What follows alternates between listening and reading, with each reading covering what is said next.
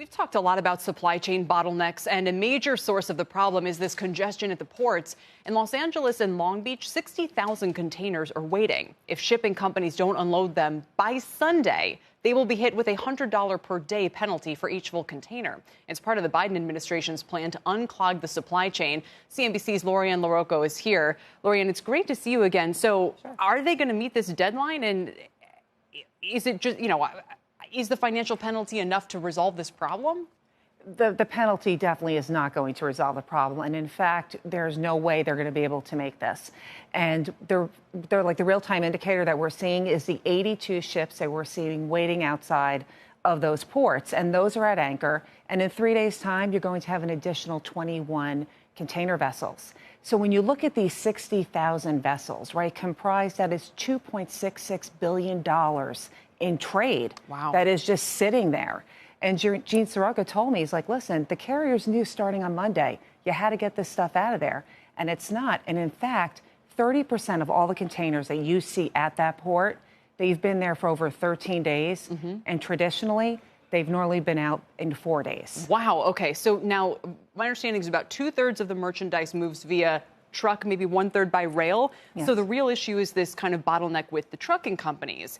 Or is that the real issue? I mean, who's the responsible party for actually getting that couple $1 billion in cargo that you mentioned moving through the U.S. economy? Well, according to the ports, the ultimate responsibility is the carriers, and that's why they are being fined. They are on the bills of lading. They're the ones that are supposed to shepherd these products from point A to point B, and they have to make sure that the middleman, the truck, and the rail get that product.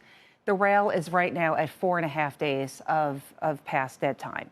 The truckers, it's hard because they've got full chassis. They can't drop off. They're empty. So it's a conundrum. And it's not just one problem.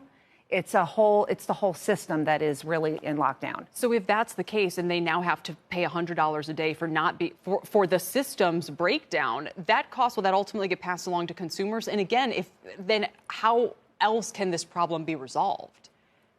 That is like the billion-dollar question. And in fact, it is definitely going to be passed over to the consumer. A lot of people are saying, oh, my gosh, will it, won't, and a lot of hand-wringing. Zim Integrated Shipping sent out a letter yesterday to customers saying, hey, listen, starting on Monday, this is the new surcharge. Maersk said, well, we have to wait to see what happens with the Port of L.A. They're having a meeting as we speak right now on what they're going to do with the penalty, how they roll it out. But here's the catch. Not all contracts are created equal. There are some contracts out there that there are clauses in there that prohibit new surcharges. And Mars told me, hey, listen, we've got some clients that actually have these clauses in there, but not everybody has them. Interesting. Well, and again, a couple of important days to watch. Lorianne, thank you so much for following this for us. Our Lorianne LaRocco.